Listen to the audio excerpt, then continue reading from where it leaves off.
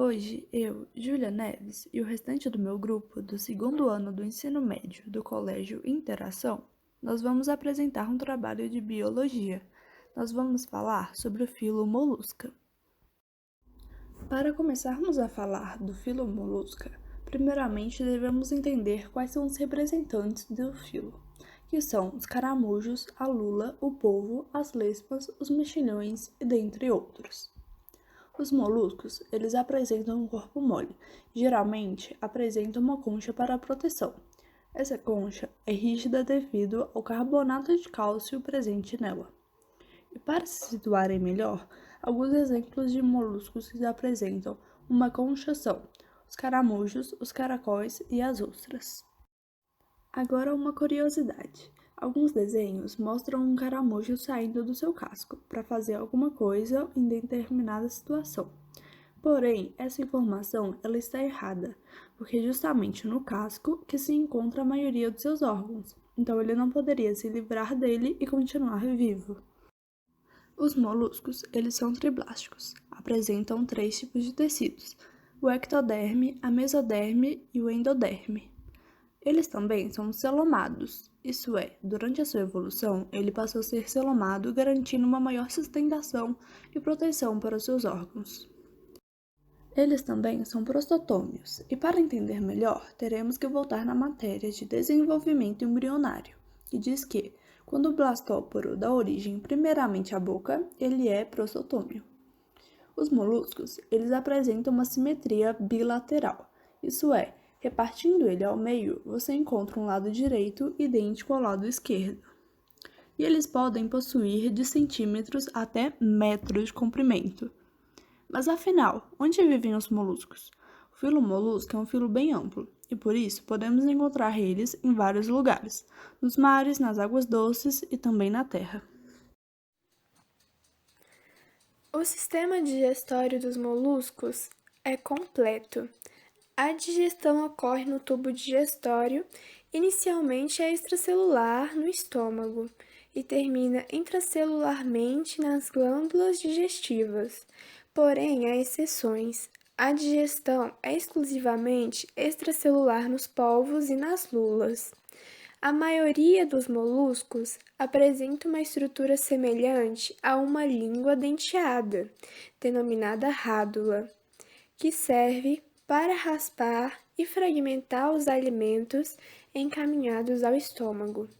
Nos bivalves, a nutrição ocorre por filtração. Além da rádula, cefalópodes como a lula e o polvo apresentam, na região da boca, um par de mandíbulas córneas com o formato de um bico. Desse modo, conseguem perfurar as conchas e o exoesqueleto dos crustáceos. A cavidade do manto está intimamente ligada ao sistema respiratório. Os moluscos terrestres apresentam uma rica vascularização nessa cavidade, que funciona como um pulmão simples. Nos representantes aquáticos, existem brânquias que apresentam a forma de lâmina nos bivalves ou de pena nos cefalópodes, para a realização das trocas gasosas. Existem ainda certas lesmas que realizam trocas gasosas através da superfície do seu corpo. O sistema circulatório da maioria dos moluscos é aberto, ou também pode denominar-se lacunar. Ou seja, não circula sempre dentro dos vasos. Depois de ser bombeada pelo coração, a hemolinfa, que é o sangue, circula por uma curta distância dentro de vasos sanguíneos. Em seguida, banha as células por meio de lacunas no tecido. De modo geral, a filtração do sangue é realizada por finos tubos denominados nefrídeos, metanefrídeos. Nos cefalópodes, polvos e lulas, o sistema circulatório é do tipo fechado, isto é, o sangue sempre circula no interior dos vasos sanguíneos. O sistema nervoso dos moluscos é centralizado e do tipo ganglionar, com 3 partes de glândulos nervosos, de onde saem nervos que vão para diferentes partes do corpo. Estão presentes estruturas sensoriais, visuais, táteis, quimiorreceptoras e de equilíbrio. Os cefalópodes possuem um glândula celebroide bem grande, que lembra até o encéfalo dos vertebrados. Certos tipos de moluscos, principalmente os animais da classe dos cefalópodes, como o polvo, por exemplo, melhor se camuflam.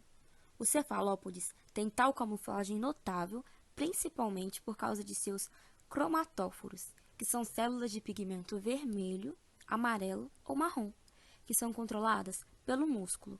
Os nervos, por sua vez, causam contrações musculares que regulam o tamanho dessa célula, fazendo com que os animais variem a cor da pele e criem padrão de cor que se modificam. As papilas, ou projeções na pele, também auxiliam na camuflagem, ao mudarem a textura da pele, permitindo que se misturem mais rapidamente, como substâncias como areia, por exemplo. A reprodução dos moluscos é exclusivamente sexuada. Existem algumas espécies hermafroditas, no entanto, mas a maioria é dioica, ou seja, tem sexos separados. Na fecundação externa, os machos liberam os espermatozoides e as fêmeas liberam os ovos diretamente na água, onde os dois gametas se encontram. No caso da fecundação interna, os espermatozoides são liberados dentro do corpo da fêmea. O desenvolvimento pode ser direto ou indireto, sendo a última a mais comum. Os estágios larvais mais conhecidos são a trocófora, semelhante à dos anelídeos marinhos, e a véliger. Agora falando da anatomia, o corpo deles basicamente vai ser dividido em cabeça, pé muscular e massa visceral. A cabeça é muito desenvolvida principalmente nos cefalópodes. O pé muscular é muito desenvolvido principalmente nos bivalves, como a ostra e o mexilhão, que no caso a maior parte deles é só pé, que é toda a massa que está embaixo do corpo do animal e que sustenta todo o corpo. A massa visceral é muito desenvolvida nos gastrópodes, então grande parte do caramujo e da lesma é basicamente massa visceral. Ela é representada por todos os órgãos que estão sendo mostrados, como o estômago, a gônada, que é um órgão sexual, o coração, que é a bolsa propulsora de sangue, celoma, que é uma cavidade interna para a distribuição de nutrientes e líquidos, intestino e nefrídeo, que é um órgão excretor. Todos eles constituem o que chamamos de conjunto de massa visceral. Embaixo da concha existe uma prega epidérmica que é exclusiva dos moluscos, chamada de manto ou páleo. A função dela é secretar a concha. A maior parte dos gastrópodes, como os caramujos, formam a concha reta e começa a sofrer uma torção, que pode ser tanto para o lado direito quanto para o lado esquerdo, o que faz com que ele adquira o formato de concha que nós conhecemos. A rádula, mostrada anteriormente, é outra coisa que é exclusiva dos moluscos. Essa estrutura, encontrada dentro da boca, serve para raspar os alimentos. A única classe que não possui rádula são os bivalves, pois eles são animais filtradores. Nos cefalópodes, a concha pode não existir, como no polvo, ser interna e reduzida, como na lula, ou ser externa, como no náutilo. Agora falando sobre a classe gastrópoda, os representantes dessa classe são os caramujos, os caracóis e as lesmas. E por a maioria deles serem do ambiente terrestre, são os que a gente mais tem contato. Alguns deles possuem uma conchinha espiral, que podem ser classificadas como dextral, se a espiral for orientada para o lado direito, e sinistral, caso for para o lado esquerdo. A cabeça deles são individualizadas, isto é, a gente pode ver ela sem nenhum esforço. A sua respiração, ela pode ser branquial, pulmonar ou cutânea, seguindo sempre de acordo com o ambiente que ele vive. A sua grande maioria é monóica, ou seja, são hermafroditas, mas também existem espécies dioicas na classe, porém somente os monóicos a sua fecundação é cruzada. E no geral apresentam desenvolvimento direto. Classe escafópoda. Os escafópodes, do grego escapos, que significa barco, e podos, que significam pés, apresentam boca, rádula e corpo fino, protegido por uma concha tubular aberta nas duas extremidades. O corpo desses animais é constituído apenas por massa visceral e pé. Os principais exemplares dessa classe são os dentários ou dentes de elefante. São todos marinhos, vivem enterrados na areia das águas rasas e são bentônicos, ou seja, são seres que habitam o substrato aquático, como rochas ou areia, podendo ou não viver fixo a ele. A classe Poliplacófora compreende os moluscos marinhos achatados dorsoventralmente, conhecidos como quítons. Os poliplacóforos apresentam a superfície dorsal convexa, com 8 placas calcárias ou valvas, cujas cores variam conforme a espécie, além de um pé amplo e chato. São encontrados nas regiões entre marés, onde se alimentam de algas aderidas às rochas. Quando removidas de seu ambiente, enrolam-se para se proteger. Bivalves são animais com o corpo protegido por uma concha, que tem 2 válvulas. Em sua maioria, são animais marinhos, mas também existem em ambientes de água doce. É dos bivalves que vêm as pérolas. As algas filtradas pelos moluscos trazem impurezas. Estas ficam presas entre o manto e a concha e é envolvida por secreção. E após anos de acúmulo, vira uma pérola. Os bivalves são filtradores. Se alimentam de partículas suspensas na água, que entram pelo cifrão e são direcionadas por cílios às brânquias para que a filtração seja feita. Após a filtração, as partículas são direcionadas para o palpo labial, que as transportam para a boca. Algumas espécies se alimentam de madeira e são associadas a bactérias que fazem a digestão da celulose. Outras usam o sifão para procurar comida na areia.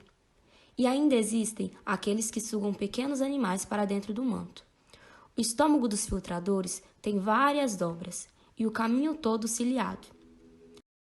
Agora falando dos cefalópodes, seu nome se origina pois são animais que têm os pés na cabeça, tendo pés significando podes e cabeça significando cefalo. Vamos para as características. Os polvos e lulas são os principais representantes dessa classe. Todos os cefalópodes são predadores marinhos.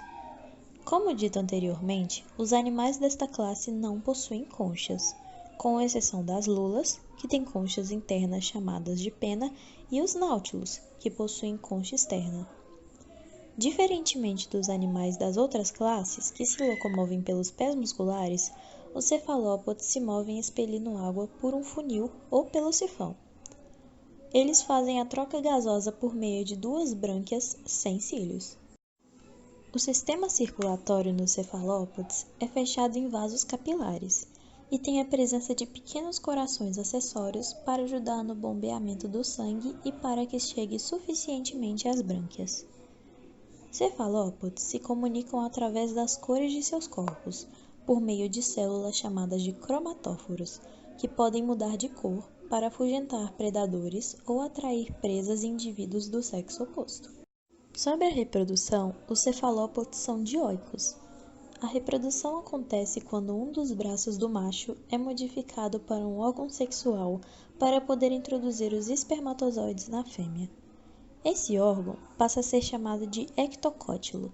Ele introduz os espermatozoides na cavidade do manto da fêmea, perto da abertura do ovíduto. Portanto, a fecundação dos cefalópodes é interna e o desenvolvimento é direto, ou seja, não tem estágio larval. Bom, gente, esse foi o nosso trabalho sobre os moluscos. Muito obrigada por ter assistido até aqui, fiquem bem e tchau, tchau!